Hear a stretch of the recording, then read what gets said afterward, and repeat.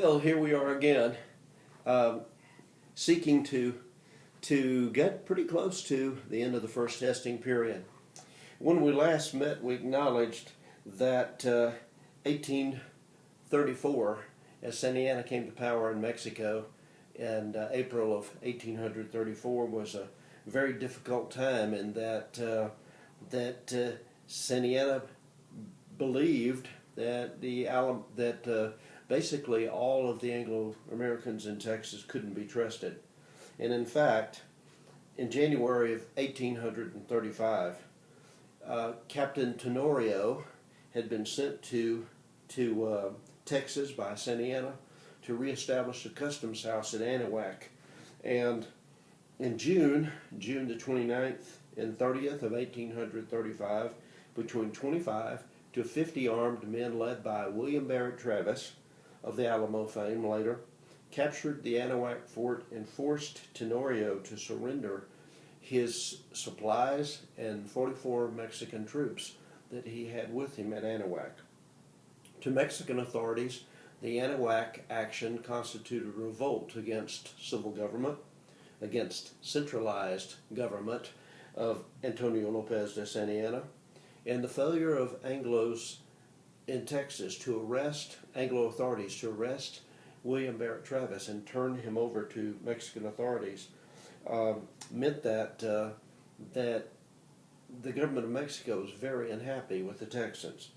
It didn't matter that several ayuntamientos within Texas condemned Travis's actions and wrote conciliatory letters to General Prefecto Cas and President Santa Anna, etc. Mexican authorities immediately ordered the arrest of William Barrett Travis, Frank Johnson, and Samuel Williams, who were prominent land speculators who had been causing problems in Texas, and Robert Williamson, nicknamed Three-Legged Willie, who on July the 4th of 1835 gave an oration on the historic American Independence Day, even in Texas, in which Williamson became a little flamboyant and a little bombastic and challenged Mexican authority. Cas insisted that these folks be arrested, turned over to the Mexican military for military trial. And most Anglos in Texas said, well, even if we wanted to arrest them, we certainly wouldn't want them tried before the Mexican military. Several ayuntamientos immediately announced a call for a third consultation to be held in Washington on the Brazos on October the 15th of 1835. The call for a third consultation read, quote, "to secure peace if it is to be obtained on constitutional terms, or to prepare for war if war is inevitable." 3 weeks later, in September of 1835, a month before the consultation, the third consultation, Stephen F. Austin returned and immediately endorsed this third consultation. And Austin made it clear that he was ready to support the war party that favored independence. Father of Texas wrote to an ayuntamiento, quote, "the sword is drawn from the scabbard and must be put aside until the Mexican military is driven completely out of Texas." So Stephen F. Austin supported the war faction going into this third consultation. On September the 25th, 1835, Prefecto Cas, General Prefecto Cas, landed with 400 troops at Capano Bay at Corpus Christi and marched toward San Antonio, reinforcing Ugartechea at the Alamo. Rumors claimed that the Mexican troops were freeing slaves and imprisoning Anglo-Texans, following the orders of Antonio Lopez de Santa Anna, who is now obviously a centralist dictator of Mexico. Volunteers began to gather in various locations, including Goliad and Gonzales, to oppose Cas. And there was good reason they needed to oppose Cas, with awareness that Ugartechea in San Antonio was being reinforced by General Prefecto Cas. Ugartechea had become bold even sending a body of Mexican troops to Gonzales to retrieve a 6-pound cannon given to Green DeWitt 4 years earlier in order to protect Gonzales from Indian raids. When the Mexican troops would arrive and demand return of the cannon, the alcalde of Gonzales, Andrew Pontone, would refuse to surrender the little cannon to the Mexican troops. And in fact, this would be the come and take it episode that would jumpstart the beginning of the Texas Revolution. With the Anglos marching to confront and preparing to confront Cass at San Antonio, Gonzales only had a handful of men in town when Mexican troops arrived on the west bank of the Guadalupe River. Gonzales was on the east side of the river, so Andrew Pontone took all of the boats from the west side of the river and towed them over to the east to make it impossible for the Mexicans to outright attack him. And then he buried the little cannon and refused to surrender it. In fact, someone made a come and take it flag with a symbol of a cannon on it and challenged the Mexican troops to come and actually physically take the cannon. Both sides put out calls for assistance. Additional Mexican troops arrived that brought Mexican forces under Francisco Castaneda to about 100 men, and Colonel John Moore arrived with approximately 160 Texans. The Texans retrieved the little cannon and prepared to attack Castaneda. Before Moore attacked Castaneda, they held a conference, and Castaneda said, "Look, I'm just following orders. In truth, I and my men are supporters of federalism, but I'm an officer and I have to follow my orders, and I've been ordered to retrieve the cannon." Maybe that's why when the Texans attacked at Castaneda, that Castaneda immediately withdrew his troops from the field, and as a result, virtually no Texans were killed, and only one Mexican soldier was killed, attacked at Gonzales, in the come and take it episode, as it is known. Other Texans under Collinsworth and Ben Milam captured La Bahia at the mission and Presidio at Goliad and its 25 defenders, as well as a significant amount of arms. Milam and Collinsworth captured 200 muskets, 2 artillery pieces, and ammunition from the La Bahia Presidio. Approximately 100 Texas troops departed for Victoria to protect that town against invasion, and soon other Texans at Gonzales and Goliad would march on San Antonio.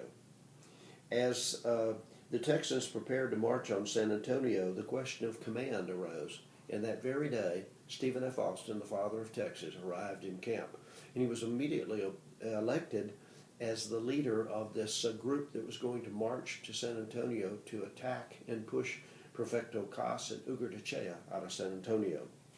He had no military experience whatsoever, but under his leadership, October the 12th of 1835, a ragtag army of Texans, 300 strong, started to San Antonio, and within 8 days, October the 20th, the Texans were encamped at Salado Creek, about 5 miles outside of San Antonio. It was there that Jim Bowie and Erasmus Deaf Smith of San Antonio and Hispanics like Juan Seguin and Antonio Padilla, both supporters of Mexican supporters of federalism, and even Sam Houston was present in that Texas army attacking San Antonio. Moving his camp a little closer to the Alamo, which was the center of Mexican resistance in San Antonio, Austin sent James Bowie and James Fannin with approximately 92 men to select a closer campsite for the Texans. And these 92 Texans in October the 28th, 1835, skirmished with 400 Mexican cavalry near Mission Concepcion. The Texans claimed 1 Texan dead and 67 killed Mexican troops, but probably a skewed number. But after this cavalry skirmish with the Mexican troopers, the Texas Army opted for siege rather than to starve out the Mexicans rather than to attack them frontally.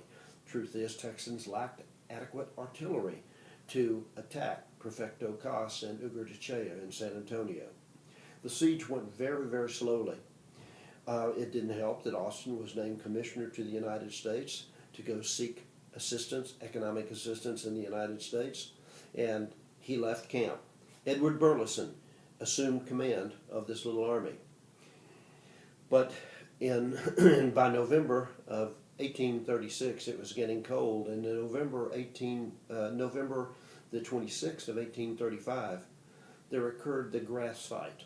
Texans learned under Burleson that there was a body of Mexican troopers and mules and horses headed to San Antonio, and rumors spread through the Texas camp that the Mexican army was reinforcing Ugartechea and Prefecto Cas in San Antonio, and bringing gold, and that there was gold on the pack mules, and so the Texans rode out, and they found this body of Mexican troopers headed to San Antonio, but they did not have gold.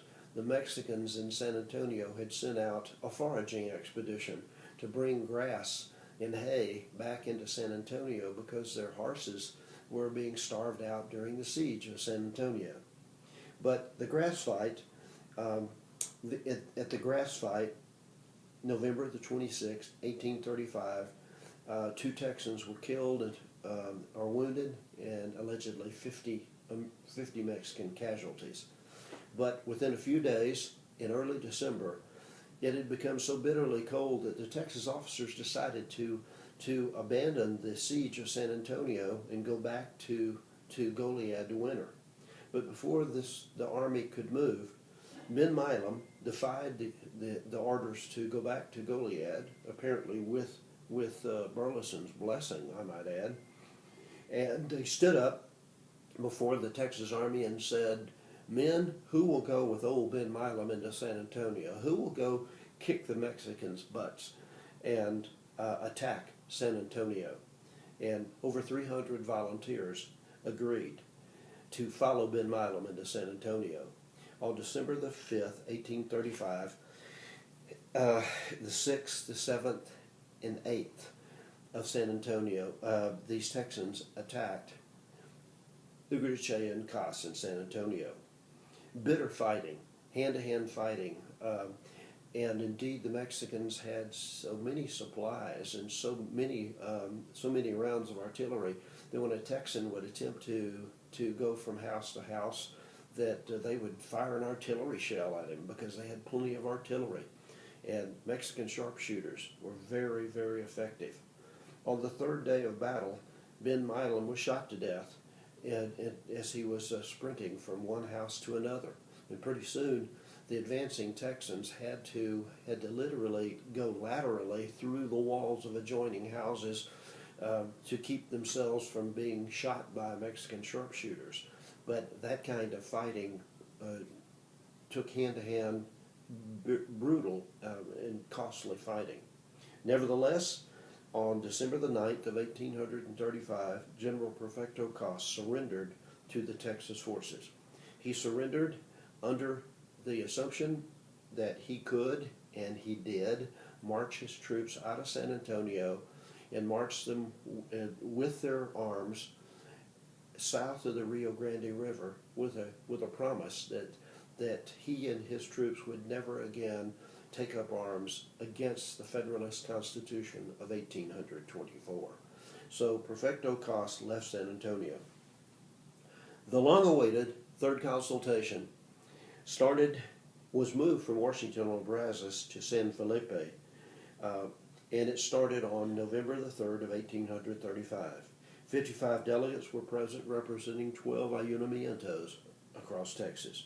Branch T. Archer, a representative from Missouri and a former Virginia assemblyman, was elected president. The question immediately was, were these folks gathering, one, to defend the rights of Texans under the 1824 Mexican Constitution? Were they gathering to declare independent Mexican statehood under the Constitution of 1824, or were they gathering to promote total independence for Texas, independent of Mexico? There were delegates that represented all three perspectives, and Lewis Wortham, the outstanding historian of Texas, in his multi-volume History of Texas, said that no one of the three options represented a majority of the will of the people, nor the majority of the will of the delegates.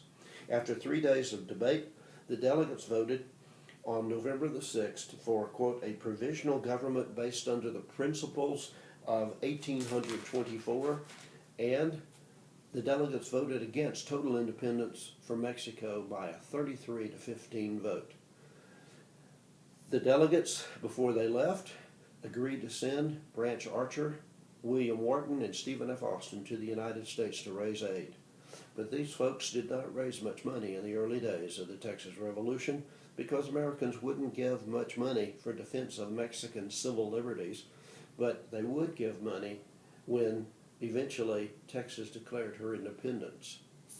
But this third consultation in November of 1835 created a Texas Army, elected Sam Houston as commander-in-chief, and drew up plans for a provisional government to represent Texas.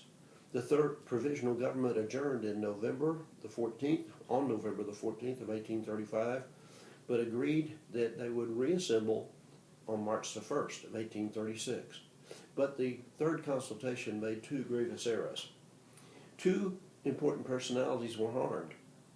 Austin was sent to the United States to raise funds, and he left Texas, and Sam Houston was put in charge of an army, but without means to raise said army. And the second problem that the consultation managed was to create a provisional government where the powers of the governor, provisional governor, and the provisional council were not clearly delineated. Henry Smith was elected the Anglo governor, and he was sympathetic to the war party, those who advocated total independence, while most council members tended to support the moderates, who supported defense of Mexican civil liberties under the Constitution of 1824. But when the Provisional Council approved a military campaign against Matamoros, hoping to stir the people up against Santa Anna at Matamoros, Henry Smith opposed that action. The legislature passed the action for a campaign against Matamoros, and Governor Smith vetoed. The council then overrode his veto, and Henry Smith wrote an intemperate letter to the council challenging them and defending his actions as provisional governor. Then the provisional legislature appropriately literally took Henry Smith out of office, impeaching and removing Henry Smith, the governor. So the Texas government began to quarrel among itself over policy. The key to this Smith Council dispute was the Matamoros campaign. And Sam Houston, as commander-in-chief of the Army, supported Henry Smith's opposition to the campaign and made it clear that he was opposed to a Matamoros expedition. So then the Provisional Council, selected Frank Smith, who in turn appointed James Grant to lead a Matamoros expedition. Grant went immediately to San Antonio, where he took 400 volunteers and most of the food and medicine and munitions of the Alamo with him. And that, of course, would come back to haunt Texas later in the defense of the Alamo. Alamo commander J.C. McNeil complained bitterly, but gave Grant supplies, and Grant headed toward Matamoros. Meanwhile, meanwhile, Frank Johnson had changed his mind and expressed a doubt that the Matamoros expedition was wise. And after the council then heard from Frank Johnson, they instructed Fannin to invade Mexico. And at that point, Frank Johnson had a change of heart and said, "Okay, we'll just attack Matamoros." But meanwhile, Sam Houston, commander of the army which he was now not commanding in this Matamoros expedition, followed Grant's forces as they moved south toward Matamoros, and in a camp meeting, Houston managed to convince most of Grant's followers to return to San Antonio and Goliad with him rather than to attack Matamoros. Houston became so disillusioned with events in Texas that literally Houston said, since I'm commander in chief, but not in charge of the army as the council suggested, I'm going to take a furlough and I'm going to go visit my Comanche Indian friends in East Texas until March the 1st of 1836. So the Provisional Council was arguing with the governor of Provisional Governor, and the commander of military forces for Texas literally went on hiatus to East Texas until March the 1st of 1836.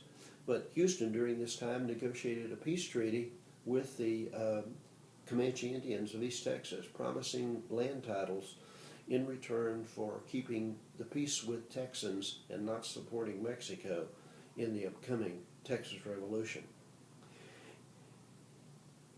In October of 1835, Antonio Lopez de Santa Anna had met with his advisors and concluded that what Texans really wanted was to be independent of Mexico. And he almost immediately started moving the Mexican army north to Texas.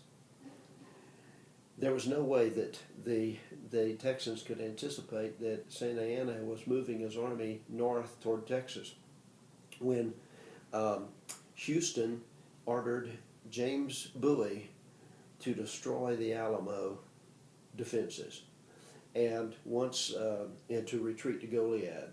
But once at the Alamo, Bowie and his 25 men decided that the Alamo was eminently defendable and decided to stay there.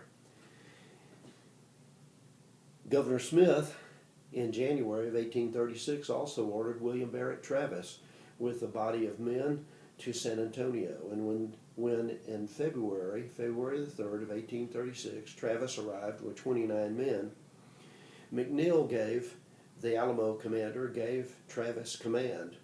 But in a popular election, all of the men, including those who had arrived with Bowie, elected James Bowie as commander. So even at the Alamo, the Texans were split in terms of their governance. James Bonham, Davy Crockett with 12 Tennesseans, and later on 32 from Goliad and Gonzales arrived to bring Travis's command at the Alamo to 185 plus men. The vanguard of the Mexican army reached San Antonio February the 23rd, and eventually 6,000 to 6,500 Mexican soldiers with 21 cannon, 1,800 pack mules, 33 wagons, and 200 carts supporting this army arrived in San Antonio. Santa Anna clearly wanted to avenge Cas's defeat and surrender. Otherwise, he would have moved against the civil government based at San Felipe. Travis sent out stirring appeals, but virtually none except the 32 from Goliad and Gonzales joined his command.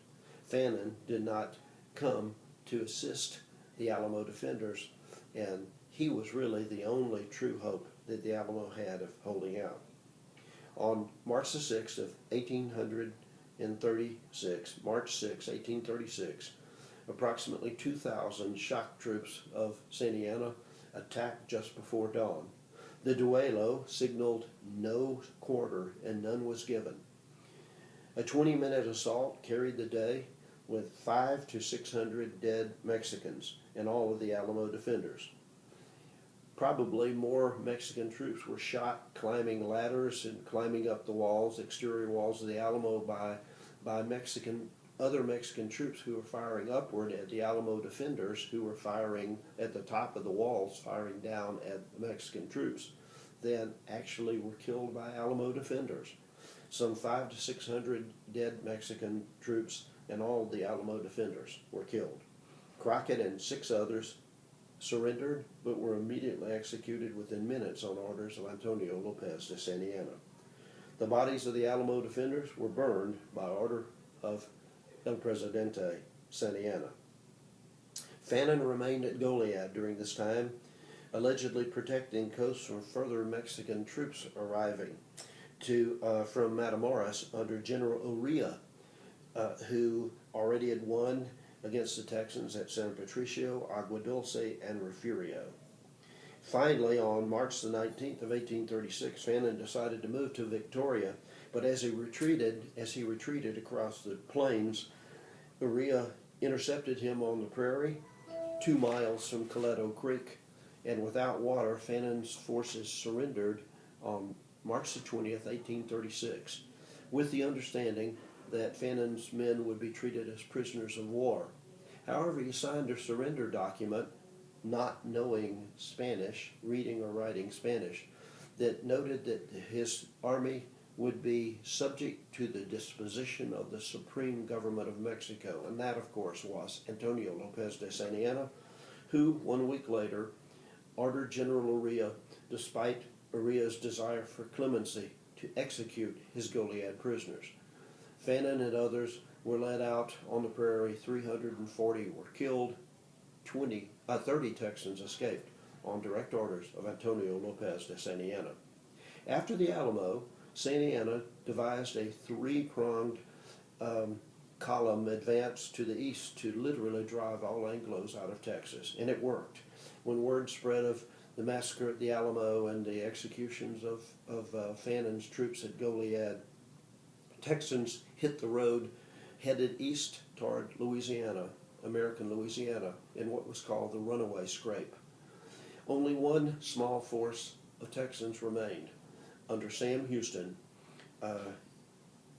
On the March the 11th, Houston arrived at Gonzales to take command of 347 psychologically devastated Texas troops, knowing of the Alamo, the loss of the Alamo.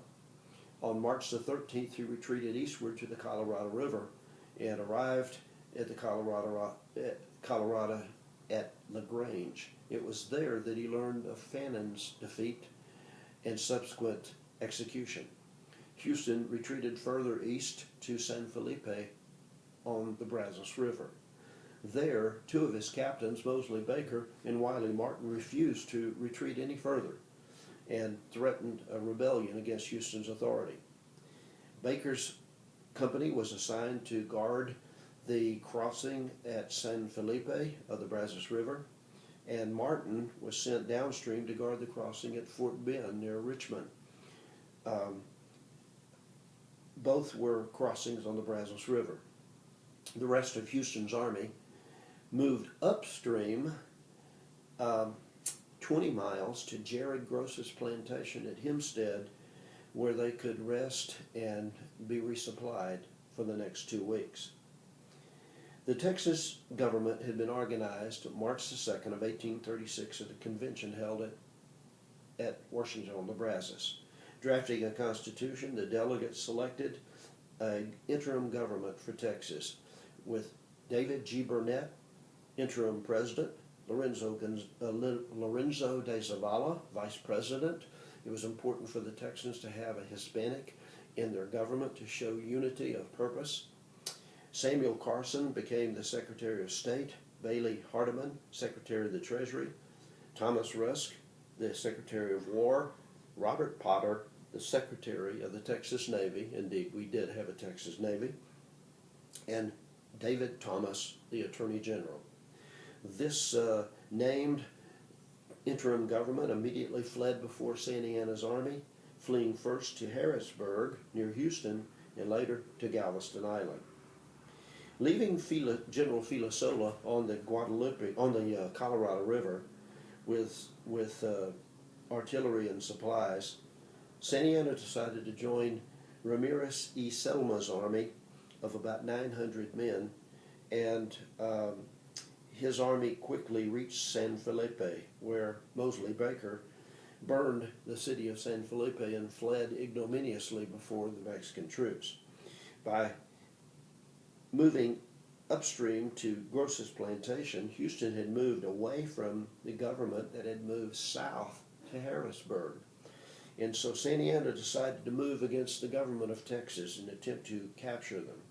Sending orders to General Filasola, General Gonilla, and Urrea to join him at Fort Bend, Santa Anna moved with Sesma's troops.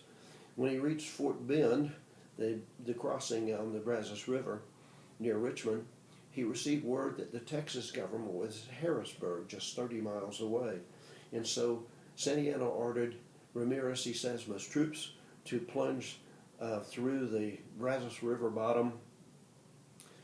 That was a terrible ride, an attempt to capture the Texas government at Harrisburg. The Texas river bottom, the Brazos River bottom, was full of alligators and snakes and prickly, thorny bushes, etc. It was a terrible ride, and we know that the advanced forces of Ramirez y Sesma's army arrived at Harrisburg just as the Texas government was fleeing, literally, fled into rowboats and rowed out into the Gulf of Mexico to avoid capture. And when the first Mexican troops arrived on the scene, the Texans government was within rifle shot, but the Mexican troops held their fire because their Mexican officers realized that there were the wives and children of several of the Texas government officials in those rowboats, and so the Mexican troops withheld their fire. This is in stark contrast to Santa Anna ordering the executions of the Alamo defenders to the last man and the executions of Fannon's troops at Goliad, because Texas historians have traditionally been Anglos, and the Anglos have taken a harsh view of Mexican atrocities. But here at Harrisburg, the Mexican troops withheld their fire because of the presence of women and children. So it wasn't that the Mexican troops were inhumane. It was Antonio Lopez de Santa Anna, the president of Mexico, was cruel and inhumane. It was April the 12th of 1836 that Houston learned that Santa Anna was moving south south to attempt to capture the government of Texas. And Houston thus crossed the Brazos and immediately moved south against Santa Anna's forces. He was reinforced with additional troops from the United States and the Twin Sisters, 2 cannon donated by the women of Cincinnati, Ohio, to assist the Texas cause. Houston moved southeast, and it was at Harrisburg, April the 18th, that Deaf Smith brought in a captured Mexican courier carrying dispatches revealing Santa Anna's plans, where he was going and where he would be. The Mexican courier, by the way, carried a packet, a leather packet upon which was initialized WBT, William Barrett Travis. It had been taken as a prize at the Alamo. And so this lucky interception of a courier told Houston where Santa Anna was going and where he was going to be, and within 24 hours, Houston, with 900 men, encamped south of Buffalo Bayou, and on the following day, Santa Anna moved north toward Buffalo Bayou.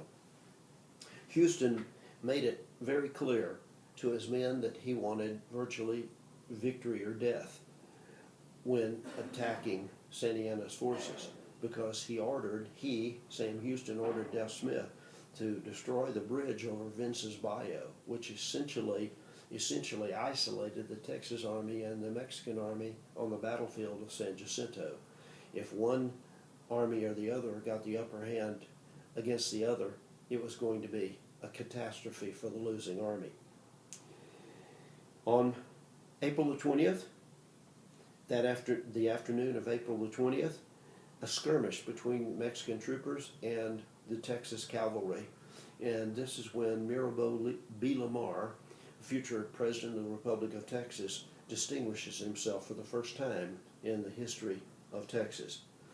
But that night, after skirmishing with the Texans, Santa Anna's forces of about 1,000 men received 542 additional reinforcements under General Prefecto Cas, bringing the Mexican army up to about 1,550, as opposed to fewer than just under 1,000 Texans.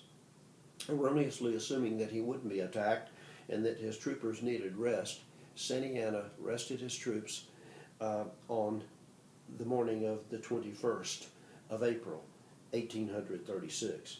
The Texans intended to attack that morning, but the attack actually didn't get started until 3:30 in the afternoon, when Houston arranged his army about over a 200-yard front, and the Texans advanced against the Mexican forces that were at Siesta in the afternoon. The Texans attacking at about 3:30 in the afternoon on April the 21st, 1836 at San Jacinto. I'm going to finish out the rest of the testing period in a brief additional tape, but for now, as we are poised to have Texans attack Santa Anna on April the 21st, San Jacinto Day in Texas history, I'll see you around, and I'll see you in the clouds. Bye.